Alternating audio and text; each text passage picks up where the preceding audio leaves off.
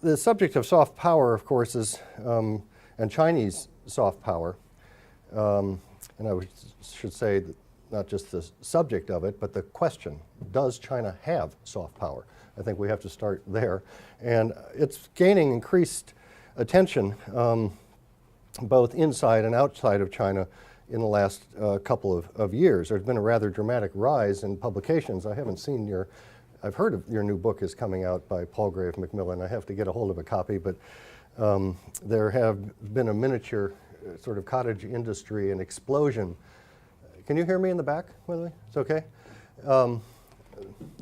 There's been a rather miniature explosion of writing about Chinese soft power in the last sort of 2-3 years, since the Olympics, the Shanghai Expo, and so on. So the world is now interested in this subject. The Chinese are similarly preoccupied with it. They are now increasingly aware of the role that image plays in international relations and in their own foreign policy, and the role that soft power could play potentially in their foreign policy. So the Chinese have been asking themselves, how do we get it? Why don't we have it? What should we do with it if we can get it?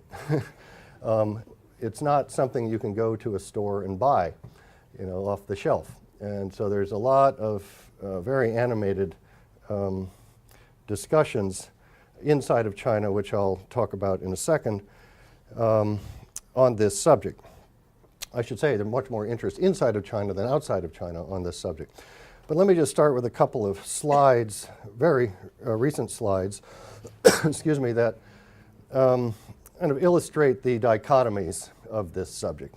What you're looking at first here is Times Square, of course, New York, about a week ago, during Hu Jintao's recent visit to the United States.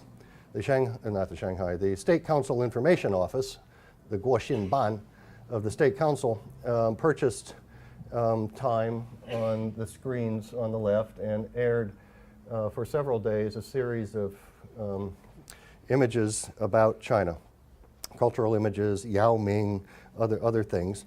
And let's see, is it Xinhua News Agency actually, it's reported, is going to have a 24/7 screen in Times Square for their new channel. I'll get to this in the talk tonight too, but they have now a 24/7 replica of Al Jazeera or CNN that they are beaming worldwide off of different satellites. The coverage in North America is actually not that good. They've just signed a contract recently to try and boost it, but they have plans to put a large screen in Times Square. Anyway, that's one image of a week ago. The Chinese attempt to display their country and their culture right here in the heart of the United States. This is another image very recently. The empty chair of Nobel Peace Prize winner Liu Xiaobo in Oslo last month. Of course, this year's recipient unable to attend and receive his award because he is serving an 11-year prison sentence in the Liaoning prison for subversion of state power, so-called. That, I think, exemplifies some of the difficulties that China has in projecting its soft power, these two slides. So I'm just trying to start the presentation with a couple of images that show you both the efforts but the deficits in this area. Now, to be sure, the Chinese leadership has taken note of the question of soft power. Here, of course, is President Hu Jintao, who was in the United States last week, giving his State of the Union address, which they do every 4 years in China at the 17th Party Congress back in 2008. And you can read the quotation there for yourself. We must enhance culture as part of the soft power in our country. We'll further publicize the fine traditions of Chinese culture and strengthen international cultural exchanges to enhance the influence of Chinese culture worldwide. Premier Wen Jiabao has given similar speeches about the importance of soft power recently. Other Politburo members, Li Changchun in particular, because he's in charge of propaganda, others have spoken about this. So the Chinese leadership has certainly taken note and has approved the allocation of rather significant resources into this whole sphere of soft power building and public diplomacy, which, by the way, are not the same things. So let's first just remind ourselves what we're talking about here tonight, or this afternoon, when we're talking about soft power. A few definitional items first. Now, we have to start, of course, with the father of soft power, Joseph Nye from Harvard, who in his various writings, he has a brand new book out, by the way, I was just reading on the airplane coming out here yesterday, called The Nature of Power, or The Shape of Power, something about power, brand new. But his other writings on soft power describe that it's the ability to shape preferences of others, to get others to want the outcomes that you want. And he argues that behavior can be affected through threats, inducements, or attraction. And of course, soft power is the latter, and it is to be distinguished, obviously, from hard power, which is the former. Soft power relies on co-optation rather than coercion. And it's the intrinsic ability of a country to attract others to it. And as such, Nye says, soft power grows out of a country's culture, values, and foreign policies. So it's highly normative in nature. That's what we're talking about here. I've always sort of thought of it like a magnet that attracts others to it for its intrinsic strength. It's the capacity of a society to attract others, rather than the capacity of a government to persuade others. So there's a very important definition that is blurred frequently in Western writings, but even more so in Chinese writings, between soft power, which originates from society and is attractive, and public diplomacy, which originates from government and is proactive, going out to try and persuade other publics, not to mention one's own public, of a given set of policies. Okay, so to be sure, public diplomacy can enhance soft power and vice versa. But without intrinsic soft power, public diplomacy is reduced to little more than state propaganda, I would submit. So no matter how well resourced by governments, if the message is not sellable, the messenger cannot sell it. And this is China's soft power dilemma, in my view. They've got real problems with the message. They got lots of messengers, and they're very well resourced, but they have real difficulty explaining their messages and getting them across in digestible ways to foreign audiences. Okay, so these are just sort of some things to bear in mind definitionally as we talk about this subject tonight. Okay, so the discussion tonight is about China's global image as well. So let's talk about that for a second. We see, here are some definitions of public diplomacy as distinct from soft power. While you're digesting that, let me say a few words about China's global image. There are different institutions in the world, of course, that measure different countries' global images on a fairly regular basis, the most important of which is the Pew Foundation, but also the Pew Research Center, I should say. BBC does a number of these. Clay mentioned a minute ago the Chicago Council on Global Affairs, which is the one that I was involved with a soft power study, but the Chicago Council does a series of regular surveys of America's image in the world that are really excellent. The Lowy Institute in Sydney, Australia, is very well known. Gallup, a lot of people are in this business. So when those that look at China and have been trying to discuss, this slide's going to be very hard for you to see, I apologize for that, but this is the most recent BBC poll that was done this past summer. Anyway, if you look at all these polls in terms of China's global image over the last few years, you notice a couple of things. First, that China's image is mixed at best on a global basis. Certain regions of the world, it's better than others.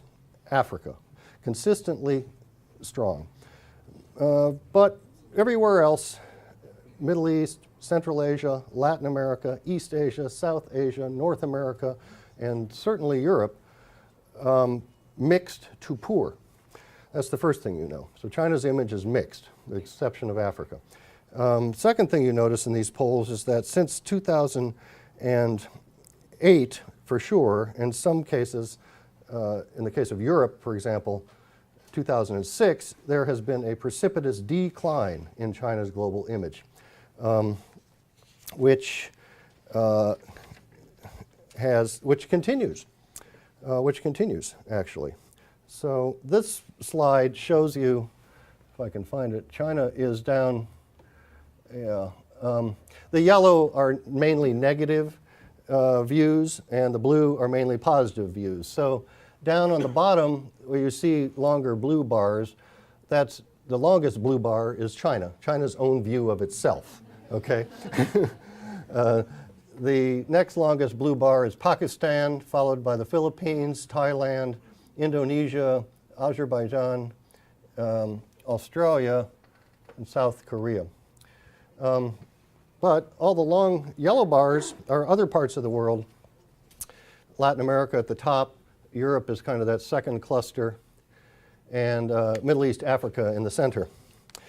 So, as I say, mixed at best, but not terribly good. Now this one is also unfortunately hard for you to see, certainly in the back, but this brown line is China from 2005 to 2010. So you've seen the kind of precipitous decline, 34% favorability ratings over time. Not good. Only Iraq, North Korea, let's see, Russia, and Israel and Iran rank worse than China. Not good company to be in. Okay.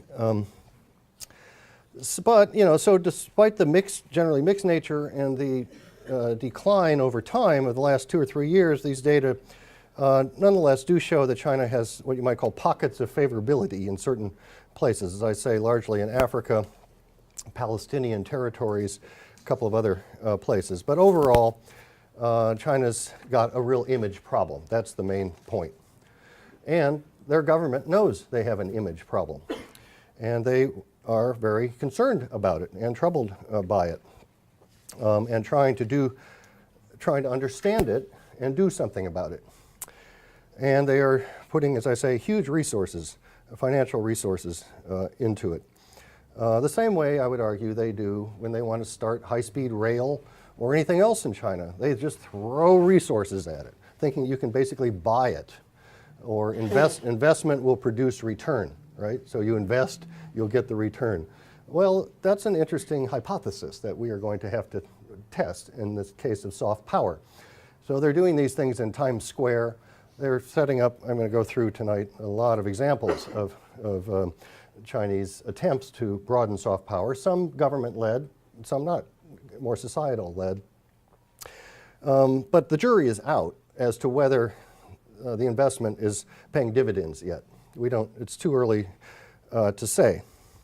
But I would say there's this sort of kind of mentality about how to go out and acquire soft power, something that Chinese government at least, and I've talked to a number of the people in the State Council Information Office and other propaganda department, the overseas propaganda, the Duibai Shenshan Lingdao Shaozu Bureau that is in charge of this, and they all think, okay, we have a lot of values that are universal.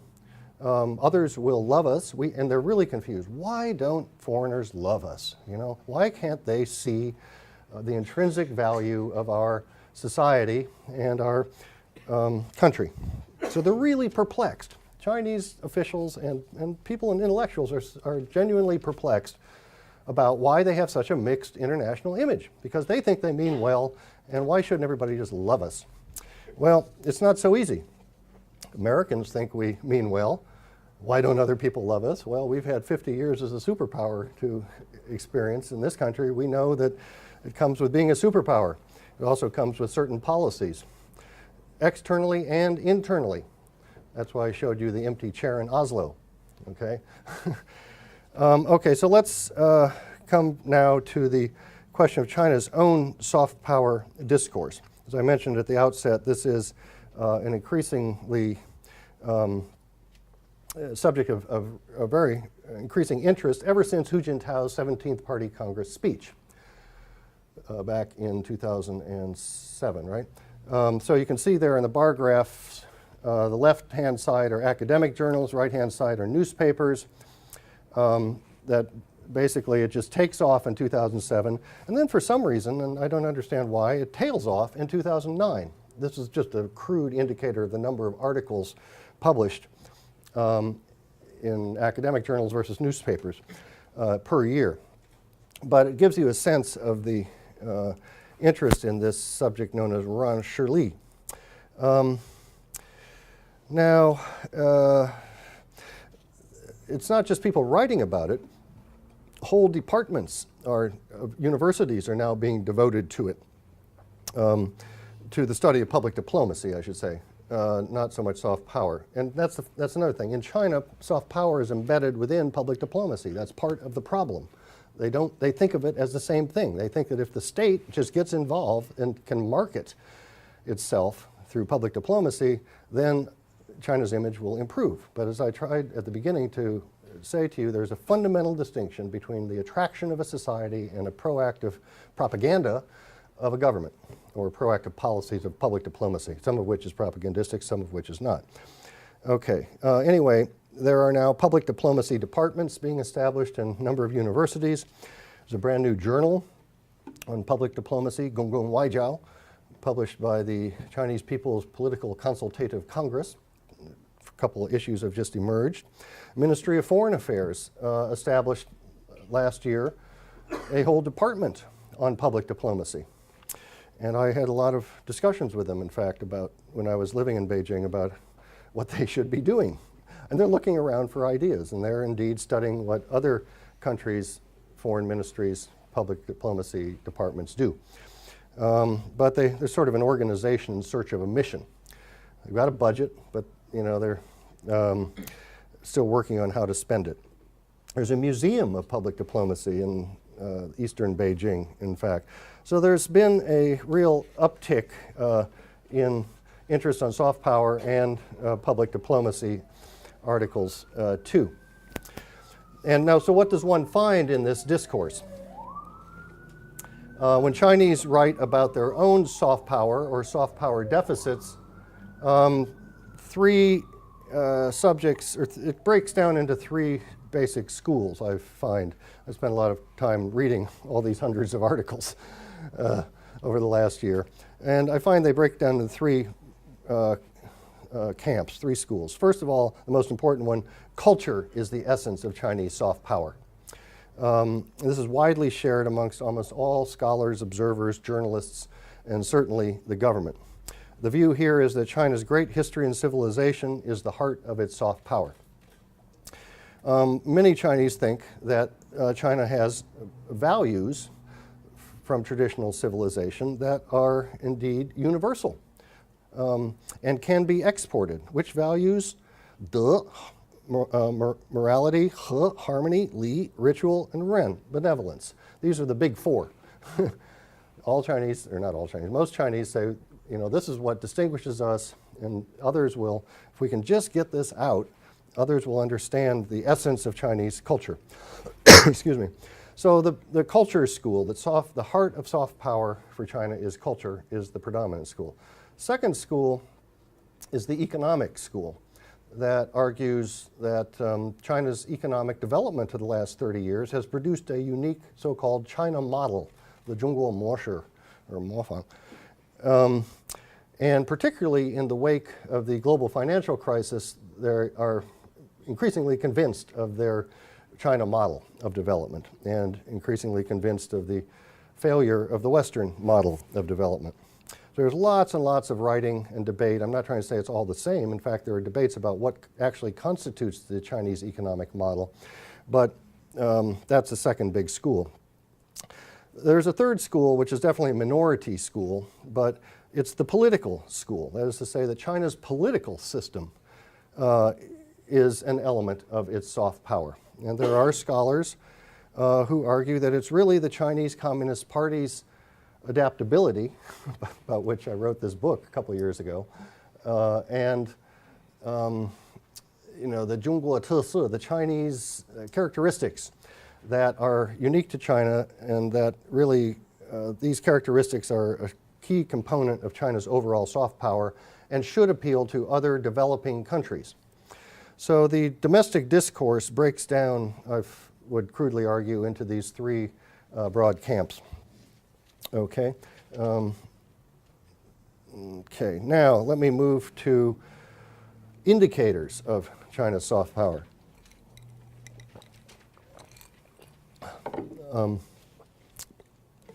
So here are listed a number of them actually these are not so much indicators of soft power as of China's global cultural presence. But if Joseph Nye would count many of these things as part of a country's soft power. It's history and civilization, literature, art, film, education and research, tourism, sports, global brands, and foreign aid and investment. So these are instruments in the soft power toolbox, if you will, for any country, and for China increasingly. So let's walk through these.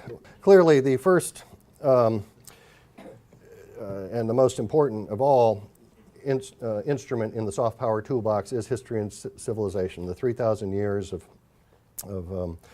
China's very proud and long civilization, inventions, and so on.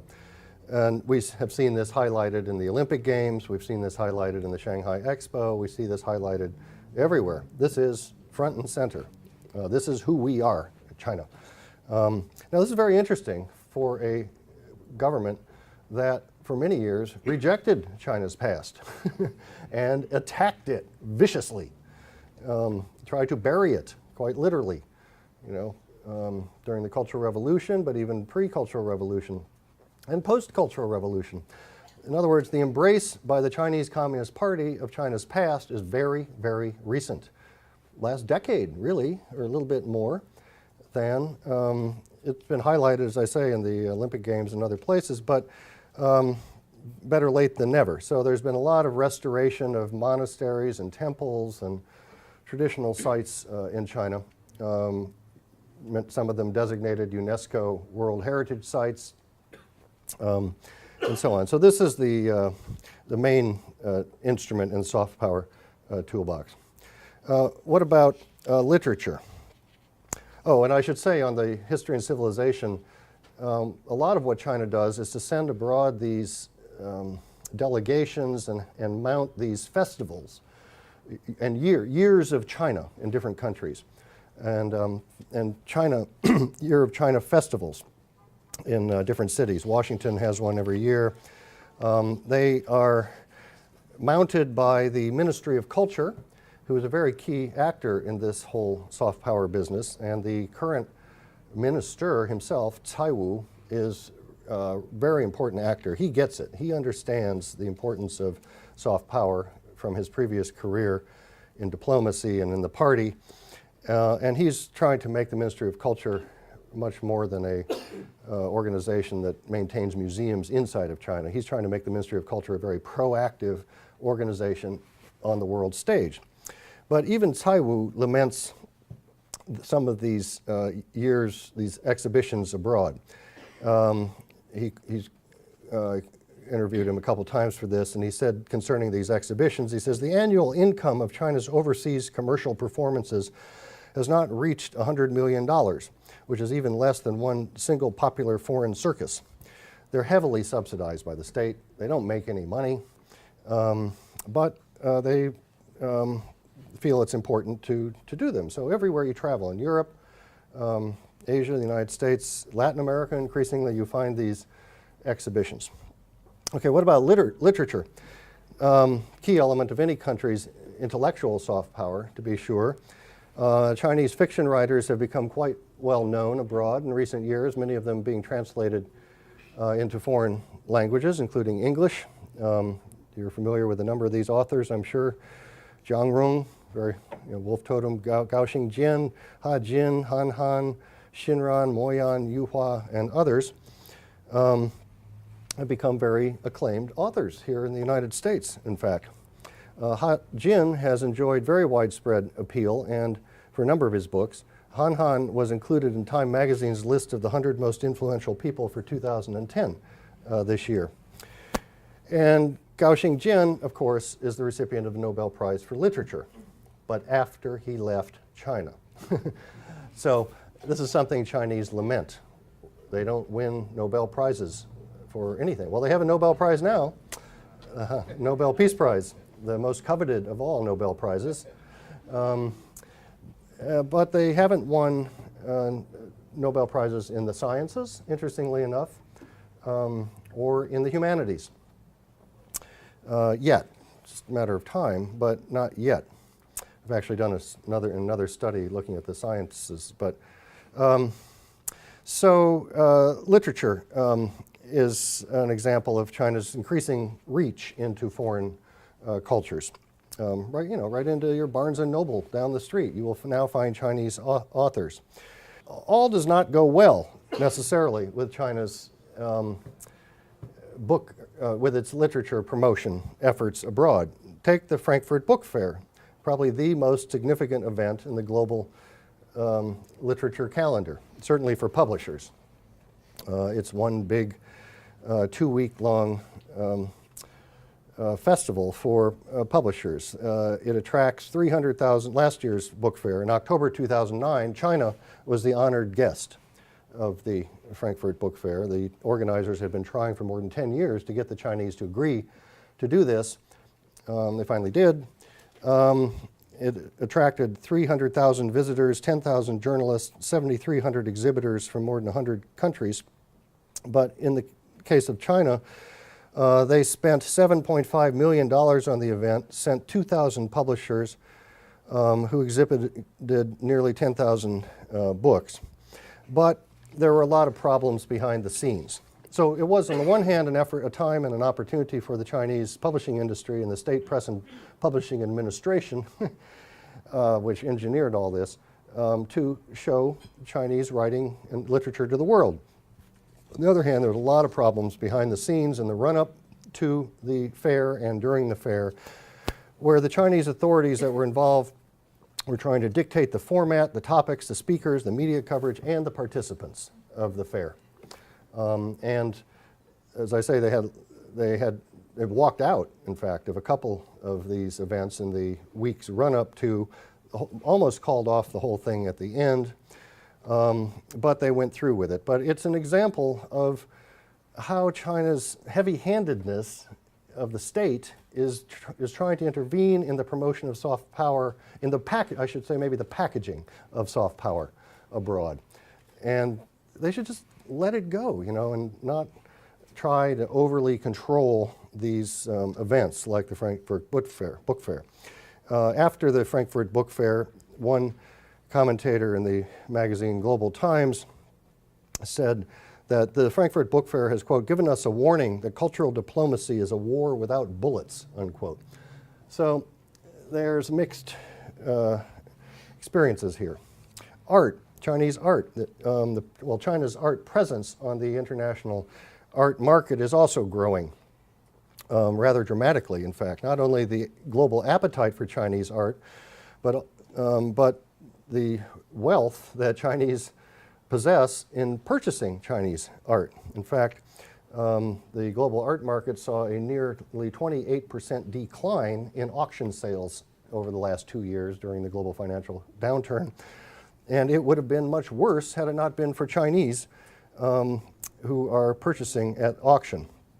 At Christie's, for example, in London and New York and Hong Kong, there's been a surge of wealthy private buyers. The Christie's annual spring auction this year, 2010, Chinese buyers bought 2/3 of the objects on auction. They are flush with cash and are outbidding by 2 to 3 times all others who are bidding. Not just Chinese art. And the Chinese art they will buy, and they want to return it to the so-called motherland, bring it home. But they're also purchasing foreign art, foreign Western art and other art.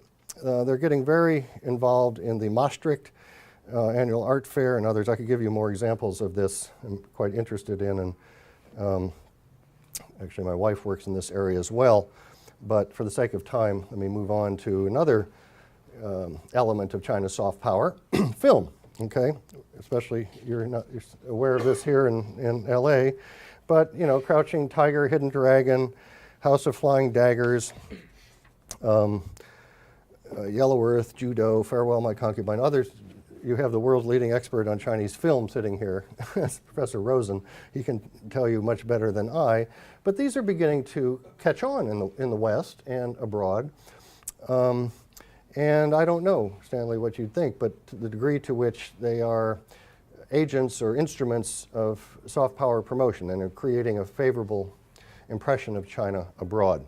I would argue they are. How exactly, I'm not sophisticated enough to know. They're certainly spending a lot of money because they've flown me there every year for the last few years to tell them how to internationalize the film market.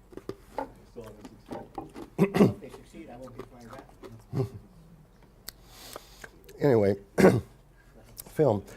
Any country's soft power, if you have soft power, has got to be anchored in substantial part education and research. That's been America's ace in the deck. It's been Britain's ace in the deck, France's ace in the deck. Is it China's ace in the deck? Well, the Chinese are certainly aware of this. There are several dimensions to this question. First of all, Chinese students abroad. Second is foreign students in China. Third is the reputation of Chinese universities globally. Fourth is the quality of research and contributions of Chinese universities to global research. So, again, without taking up too much time here, and I'm not sure, Clay, when you would like me to sort of stop and go to questions. We have time. Yeah? Okay. Trying to got started a little bit late, but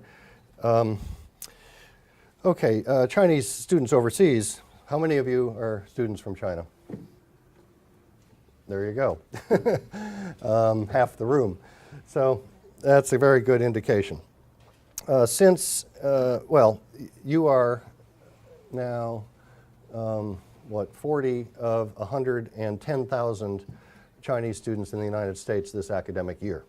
Okay, by the way, which has gone up by 40,000 in the last 2 years alone.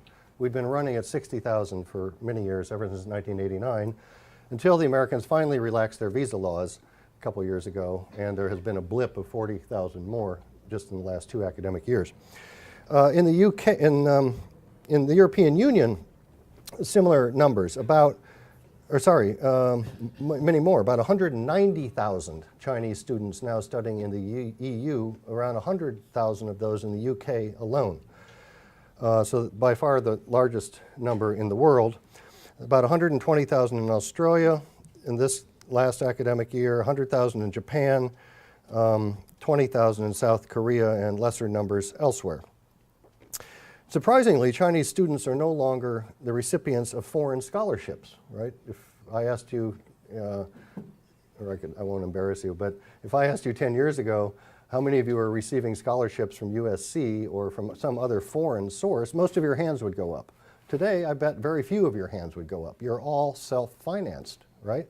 Shows the amount of money wash in Chinese society. It also shows the involvement of the so-called China Scholarship Council, a very important body that is underwriting not only Chinese students to go abroad, but foreign students to come to China, including American students. So let's turn to that subject next. In the last academic year, there were a total of 220,393 foreign students studying in Chinese universities, largely from Asia, 152,000 of them from Asia, most of those from Korea alone, about 60,000 from Korea, South Korea, 32,000 from Europe, 26,000 from the Americas, and so on. So the numbers are growing. Actually, if you look at, I should have a graph on this, foreign student growth in China has been very steep in the last 4 years or so, and is continuing. It's a revenue source for the Chinese, but it also reflects people who want to learn the Chinese language, Chinese business degrees, or increasingly in the case of students from developing countries, but also from Asian countries, they're going there for advanced degrees in the sciences in particular. Not so much in the social sciences, not something China is strong in, or the humanities, and so on. So Chinese universities are getting better.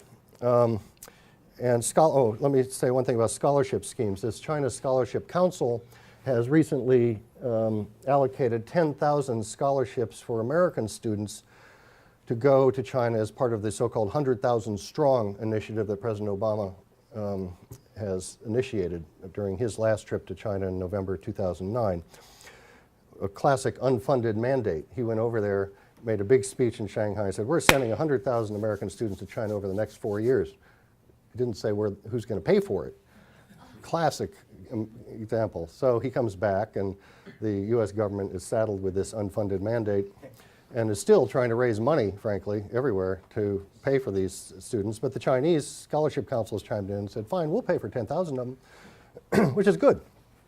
Okay. Chinese universities, where do they rank globally? Well, let's just say not at the top or near the top. In the British Times Higher Education Supplement, which is one of the more important rankings of global universities, the University of Hong Kong, which is part of China, ranks 24th. Tsinghua University ranks 49th, and Peking University ranks 52nd globally. They're cracked the top 50. I come from a university that's just trying to crack the top 50. George Washington, we're always sort of 49 or 50 or 51. But we're trying to get into the big leagues too. So China's universities are not, on a global basis, trendsetters, shall we say. But they're trying to. They recognize the need of it, and like everything else, they are just investing lots and lots of money in it, and they're doing it the same way that I just mentioned about soft power. Now, you can actually get return on investment more if you're putting it into universities, into labs, into classrooms, into faculty, and other ways. And they're trying to build a handful of world-class universities, what they call the C9, the Core 9. They want to, over time, be up there to compete with the American Ivy Leagues. It'll take a while. And there are at least 3 reasons why I don't think they're ever going to get there. First is that China has not fostered a world-class research environment because of politics interfering in research. It's certainly in non-scientific research, but even in areas of science. So it's very difficult to do basic science or basic research that goes beyond politically prescribed boundaries. Secondly, there is still the tradition of rote learning and lack of critical learning in the Chinese higher education. It's not something that is rewarded. You know, it's not yet an essay-based system. You are not marked on your capacity to critique an argument or a book. You are marked on your capacity to memorize it and feed it back verbatim. The closer to the verbatim memorization, the higher your grade goes. You know, it's just the opposite of our system. This has roots deep into China's cultural past. But until that is broken, and a culture of critical thought emerges, at least the social sciences are never going to be internationally competitive at all. And thirdly is that Chinese intellectuals, I find, are not very linked into global intellectual and professional networks or discourse in a number of fields. Now again, in the sciences, I think that's not the case. They are quite linked in. Lots of co-publishing, you know, and attendance to international conferences and articles in the major journals, but not in the humanities and the social sciences. Chinese intellectuals are not even part of the international discourse, I would submit, on the rise of China, the very issue that we are all consumed with and talk about and think about, at least people like me, all the time. It's not to say the Chinese don't discuss the rise of China, but they do so amongst themselves. It's a totally insular discourse in Chinese, for Chinese, in Chinese language publications and electronic media. So they're not joining this international discourse. You open up any major journal in international relations in the West, you will never find Chinese authored articles. Why? Because of the peer review process that is required. Chinese are afraid, actually, I think there's a cultural explanation for it. It's not that Chinese can't get through the peer review process, they're afraid they can't get through it, and therefore they will lose face. Diolian. If you lose face, it's the worst thing that can happen to you. You submit, and then you're rejected. Well, Westerners, we say if you are rejected, then you go back to the drawing board, you take the 3 peer-reviewed critiques that you get, and you rework your article, and you resubmit it. Doesn't seem to be the way the Chinese social scientists think about this. So they tend not to submit, actually. I've got a study that was done by the Academy of Social Sciences on publication by Chinese in a whole series of Western journals, and the answer is literally none for some years, 0 or 2 maybe. So anyway, I think there's some problems when it comes to China's education and research as a component of soft culture. Confucius Institutes, we talk about this subject, that's the example everybody uses. Do you have one here at USC? Nope. UCLA has one? Okay. We don't have one either, but there are now officially 282 worldwide, so-called 272 Confucius classrooms at the secondary level worldwide, and growing all the time, concentrated in the United States and Europe, but growing in other parts of the globe, Latin America, for example. And their mission is very similar to Alliance Française or the Goethe Institute, which is to teach culture and language. And it's a pretty pure mission. It's a good mission. They don't get into politics. They invest rather significant funds. $100,000 is the traditional startup amount, which for a small college, if you're Lafayette College in southern Pennsylvania, that's a lot of dough. 100,000 every year recurring, and it's not audited. I've interviewed the director of the Confucius Institute. She says, we can't, by law, we cannot go in and audit the expenditure of these funds in foreign sovereign countries. So I said, well, what do you do? She said, we just hope they spend it wisely. So it's a good thing. So they're not pushing political agendas yet, and that's a good idea. One thing they're not doing, I'm surprised, is endowing programs and chairs in Chinese studies. I've been waiting for several years for this to happen, as the Taiwanese have been doing for years, and other Japan and Korea. When are we going to have the Deng Xiaoping chair in Chinese studies at USC, or the Hu Jintao chair in harmonious society at UCLA, or the whatever? I don't know. Why they haven't gone down this path, I'm not sure, because they certainly have the money. But if they did, they would find, I think, they would have to learn the same lessons Taiwan learned in trying to leverage donations for political ends. So we'll have to watch that one. Here we have another example, maybe the best example of China's soft power, Yao Ming, and sports in general.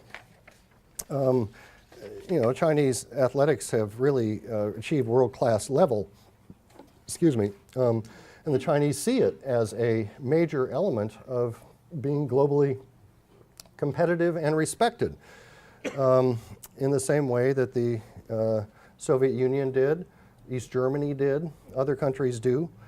They have invested enormous amounts here, and we saw the results at the last Olympic Games where they topped the gold medal table and came second in overall medals. Do less well in Winter Olympics, but they have a number of professional athletes that have now entered the NBA. Yijing Lian is now playing for the Washington Wizards as well. They have for the first player in the NFL, American professional football this year for the Cleveland Browns, a lineman named Ed Wong. There are no Chinese soccer players yet playing in the European Premier Leagues, but it's really a matter of time. They have a world-class hurdler in Liu Shang. They have a number of good Chinese tennis players. Li Na, I just heard on the radio last night, has made it through to the finals of the Australian Open. The number one seed. Is she? Yeah, she upset the number one. Oh, she did? Yeah. Wow. Well, she's great. So you have these athletes increasingly having an impact. Okay, global brands, lastly. I guess the point I want to make here is that there aren't many of them. China's really weak when it comes to global brands and global multinational corporations. How many can you think of?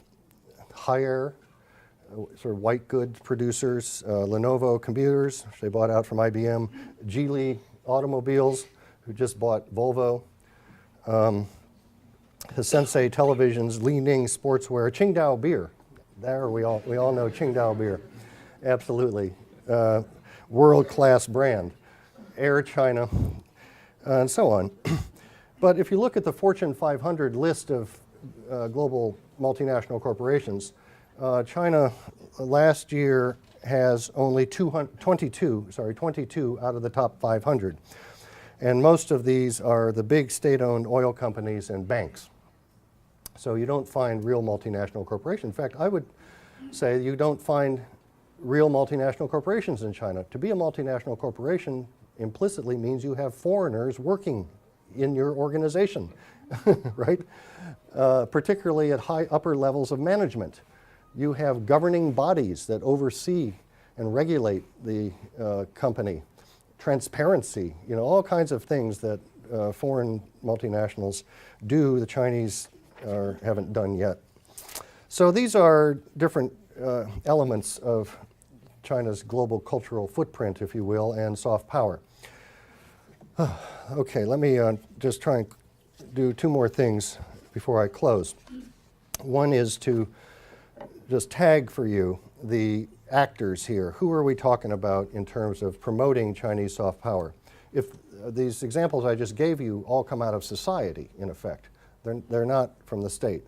But who's involved at the state level?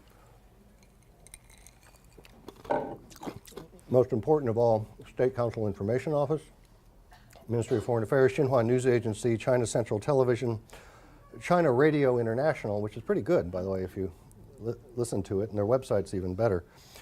A whole variety of publications, exchange organizations, and foreign aid. So I just want to mention those, and I have done a lot of research on them bureaucratically, but time does not suffice. Let me just say that they are all, well, the media ones, the Xinhua, CCTV, CRI, and the what used to be called the Foreign Languages Press, which is now a kind of large Jituan. I forget, Stan, what it's called. They've conglomeratized it. Yeah. Anyway, China National Publishing? Corporation. Under Zhou Mingwei, right? Who's very savvy. He understands soft power. So they are all trying to broaden their footprint. I mentioned Xinhua having a new screen in Times Square. They're going to put these screens into shopping malls in Europe and the United States shortly. They're already in some European malls, right? And they're trying to compete head-to-head with Western wire service agencies, Reuters, Bloomberg, UPI, AP, for straight news reporting. I've interviewed them. Their goal is to make some money on this and to crack what they call the Western monopoly on news. And so they think that they can do straightforward descriptive reporting. Earthquake takes place here, coup d'etat takes place there, whatever the event is, without any kind of political spin or Chinese propaganda. So they have those goals. They are beefing up their bureaus abroad. They now have 400 correspondents posted in 117 bureaus around the world. By next year, 2012, they expect to grow those to 180 bureaus. And they are doing a number of other things that I won't go into. CCTV airs in several different languages: French, Spanish, Arabic, Russian, and English. China Radio International broadcasts 59 languages, all over the world in different frequencies. And it's pretty good, actually. Their content is much improved. All of these, in fact, what they call the Big Four, Xinhua, CCTV, China Radio International, and China Daily newspaper, the Big Four, have all had complete makeovers, facelifts, more than a facelift, actually, a content lift or a content revision in the last year. They're much more professional, much less staid and propagandistic. China Daily has actually become readable, I think. And there's some very good information on Chinese overseas investment, for example, you can find in China Daily. Okay, now, last point, and I'll close. Okay, despite all these efforts, all this money, by the way, they're putting $8.7 billion into the Big Four last year and this fiscal, over a 2-year fiscal period, last and this year, 8.7 billion. It's not chump change.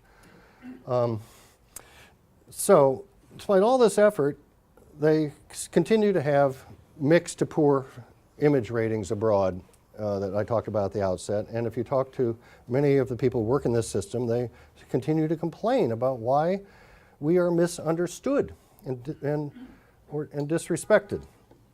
You hear these phrases, you know, you foreigners just don't understand us. You have bias and prejudice. You have Cold War thinking and Western discrimination.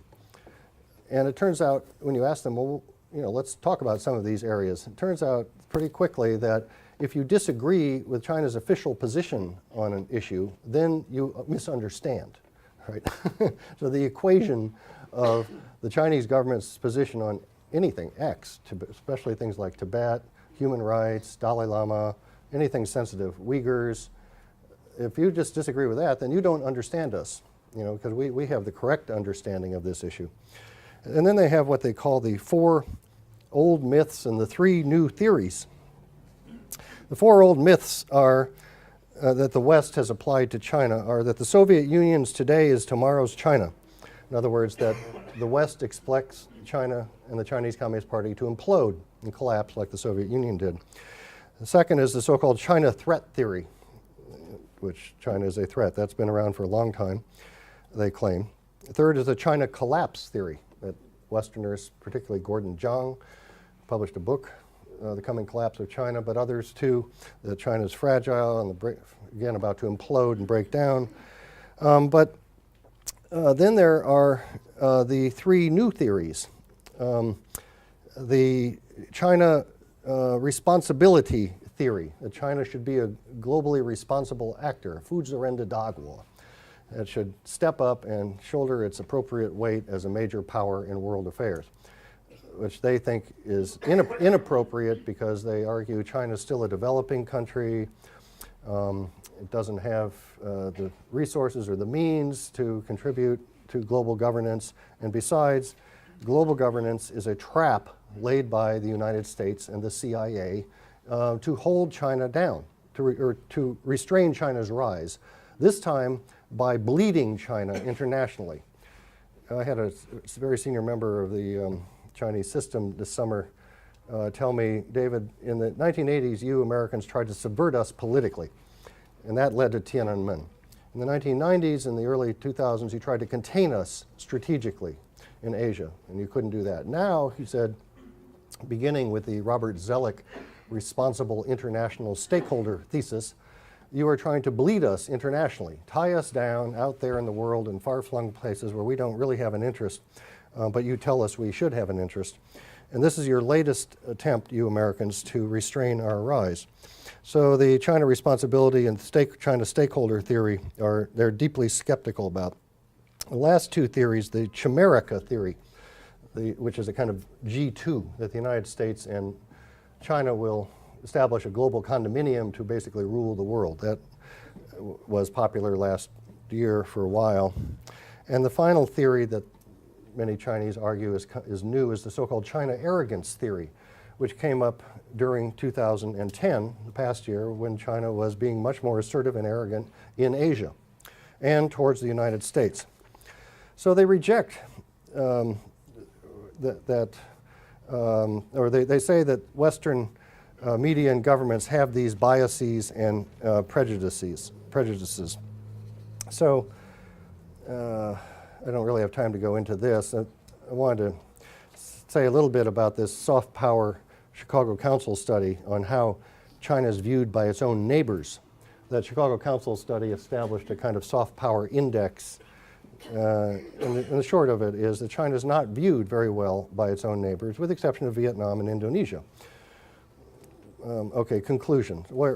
So what? Well, I would argue China actually has very limited soft power. It has inept public diplomacy. It has enormous resources but no real strategy for promoting itself. As I say, the messenger can't sell the message if the message isn't sellable. They equate propaganda, external propaganda, 对外宣传, with soft power.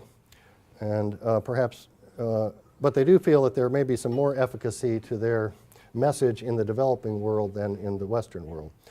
So I'll leave it there. It's still a work in progress in my own, for my own book, but they've got a lot of resources. They're very frustrated. They want to increase and improve their image. They can't understand why they aren't trusted and respected abroad. They're really bothered by it. But I would say they should just look at that empty chair in Oslo, and they will see some of the answer. Thank you very much.